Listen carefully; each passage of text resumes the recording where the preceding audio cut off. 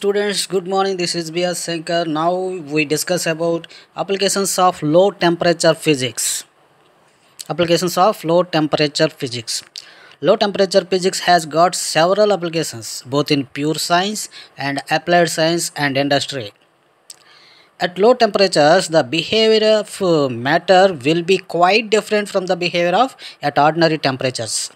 At low temperatures, the behavior of matter will be quite different from the behavior of ordinary temperatures. The properties will also be quite different for the same substance at low temperatures. The properties also quite different for the same substance at low temperatures. Cryogenics is the name given to the study of materials and phenomena at low temperatures close to absolute zero. Okay, the study of materials and phenomena at low temperatures close to absolute zero, which is called cryogenics. To avoid heat inflow due to any radiations and vibrations, the cryogenic laboratories are sealed in copper wiring and enclosures. Some of the uses and applications of low temperature physics are listed below. First one is liquid oxygen, liquid nitrogen, liquid argon, and liquid neon can be obtained from liquefied air by the process of fractional distillation. Okay, by the process of fractional distillation, we got liquid oxygen, liquid nitrogen, liquid argon, and liquid neon can be obtained from liquefied air. So liquid oxygen is the used for respiration and also in the manufacture of explosives. Liquid oxygen is used for respiration, more important, and also in the manufacture of explosives. Liquid ammonia, liquid sulfur dioxide, freon are used in refrigeration and air conditioning process. Now second one, liquid air, liquid oxygen and liquid hydrogen are extensively used in the calorimeters that are used for research work on specific heats at low temperatures. So we want to find out the specific heats, we use the apparatus which is called calorimeter. So liquid air, liquid oxygen and liquid hydrogen are extensively used in the calorimeters that are used for research work on specific heats at low temperatures. Using a liquid hydrogen calorimeter, we can measure heat energy of 0.0126 or 0.003 calories. Third one, using liquefied gases, we can obtain vacuum of higher order. Using liquefied gases, we can obtain vacuum of higher order. So vacuum means there is no any matter in the chamber.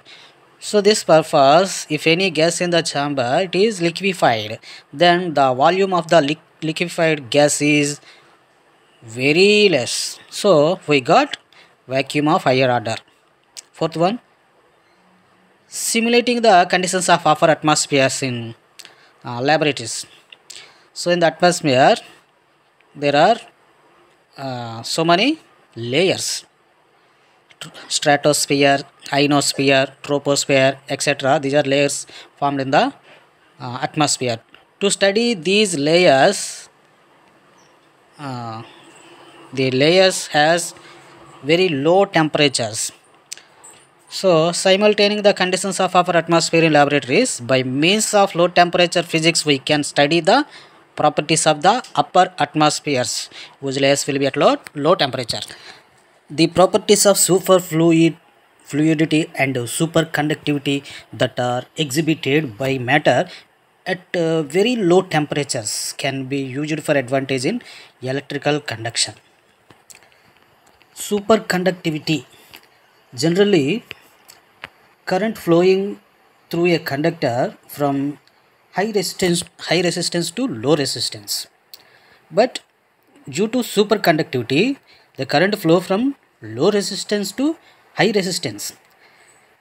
Where the current flowing through any conductor, there is a power loss. But in superconductivity, there is no loss of the power. So at very low temperatures can be used for advantage in electrical conduction. Next, At low temperature below 90 Kelvin, most of the chemical reactions cease to take place. At these low temperatures, animal life and vegetable matter can be preserved without any purification. So at low temperatures below 90 Kelvin, most of the chemical reactions ceased. So the chemical reactions must be done at high temperatures, not at low temperatures. The velocity of chemical reaction is directly proportional to the increase in temperature. So at low temperatures, the chemical reactions ceased. So at these low temperatures, animal life and vegetable matter can be preserved. So animals or vegetables are can't chemicalized. So the chemical reactions at low temperatures. Next, low temperature physics has got the most important and vital part in the cryogenic cryogenic rocket engineering in space research. So in rocket engineering, the fuel purpose they used liquefied hydrogen and liquefied oxygen. For this purpose, this cryogenics is used. Next, cryogenics provide a rigorous test of the modern quantum theory as applied to condensed matter. So if you want to condense any matter to apply the modern quantum theory, cryogenics provide a rigorous test. Next, low temperature techniques are used a day widely used to reduce power losses in electrical conduction by using metals of negligible resistance, that is superconductors. We already discussed above. Low temperature techniques are nowadays widely used to reduce power losses in electric conduction by using metals of negligible resistance. This is done at low temperatures. Next, 10th point. Superconducting coils are used in providing electromagnetic field in adiabatic demagnetization to a great advantage. So you already learn about uh, electromagnetic adiabatic demagnetization. In this purpose, we use electromagnetic field. So superconducting coils are used in producing electromagnetic field in adiabatic demagnetization. Thus, the low temperature physics plays a vital role in modern scientific theory as well as applications. No modern laboratories of research will be found nowadays without at least a single liquid air plant. So, modern laboratories of research must be have liquid air plants. So, every modern laboratories have minimum one single liquid air plant. Next, we discuss about applications of substances at low temperatures and properties of matter at a very low temperatures. At low temperatures and very low temperatures, matter exhibits some peculiar properties as compared to the properties shown at ordinary temperatures. Let us consider some of the chemical and physical properties of substances at low temperatures and very low temperatures. So first one, chemical properties. At a temperature below 90 K, most of the chemical reactions cease to take place. So at a temperature below 90 K, most of the chemical reactions cease to take place. Maybe they are not take place. There is no chemical reactions at the temperature below 90 K. At these temperatures, animals and vegetable matter can be preserved without any purification. Okay, they can stored without any purification. Bacteria will be devoid of their activity at low temperatures. Bacteria will be devoid of their activity at low temperatures. They can't do any activity at low temperatures. But they will be still alive even at very low temperatures. They can't do any activity, but they will still alive at very low temperatures. Their germinative capacity will also lie dormant. It will not be destroyed at very low temperatures. That is the chemical properties. Next, second, physical properties. At very low temperatures, certain materials like cotton, wool exhibit the property of fluorescence. So generally, at normal temperatures, there is no any fluorescence exhibited by the materials like cotton, wool, etc. But at very low temperatures, these materials, cotton and wool, etc., exhibit the property of fluorescence. At temperature below 83 Kelvin, lead loses electricity and attains plasticity. Sorry, the lead attains elasticity. Lead loses elasticity and attains plasticity.